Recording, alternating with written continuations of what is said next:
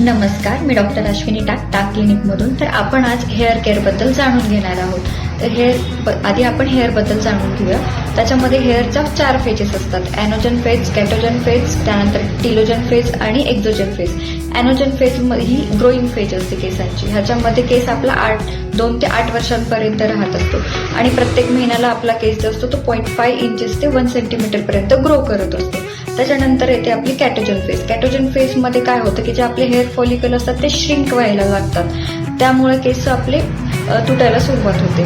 त्याच्यानंतर आपली टिलोजन फेज आहे. टिलोजन फेजमध्ये जो आपला हेअर असतो तो रेस्टिंग फेजमध्ये असतो. त्याच्यानंतर येते आपली एक्झोजन फेज. एक्झोजन फेजमध्ये काय होतं की केस आपले गळायला लागतात.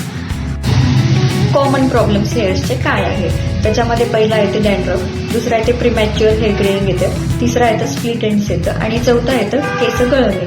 तर दिवसातले 50 ते 100 केस गळत असतील तर हे नॉर्मल आहे. त्यापेक्षा जास्त केस गळत असतील तर आपण डॉक्टरांशी संपर्क साधा. आता आपण आपल्या केसाच्या केअरबद्दल जाणून घेऊया, हेअर केअरबद्दल. त्याच्यामध्ये पहिलं येतं की आपल्याला आठवड्यातून किमान 2दा तरी केस धुवायचे आहेत.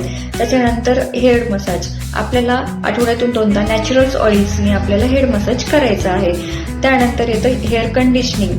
तर आपल्याला हेअर कंडिशनर, आपले हेअर केस धुतल्यानंतर आपल्याला केसांना कंडिशनर लावायचं आहे. तर कंडिशनर आपल्या रूट्सला नाही लावायचं आहे, केसांच्या ग्रोथवरती लावायचं आहे कंडिशनर. त्यानंतर येते की आपल्याला स्ट्रेस नाही घ्यायचा आहे. स्ट्रेस घेतल्यामुळेही हेअरफॉल होतो. त्याच्यानंतर जे आपण हेअर कलर जे यूज करतो, त्यानंतर हीटिंग म्हणजे की हेअर स्ट्रेटनिंग जे करतो आपण ते अवॉइड करायचं, त्यामुळे हेअर डॅमेज होऊन केस गळायला लागतात. त्याच्यानंतर येतं की आहार आपल्याला प्रोटीन रिच डाएट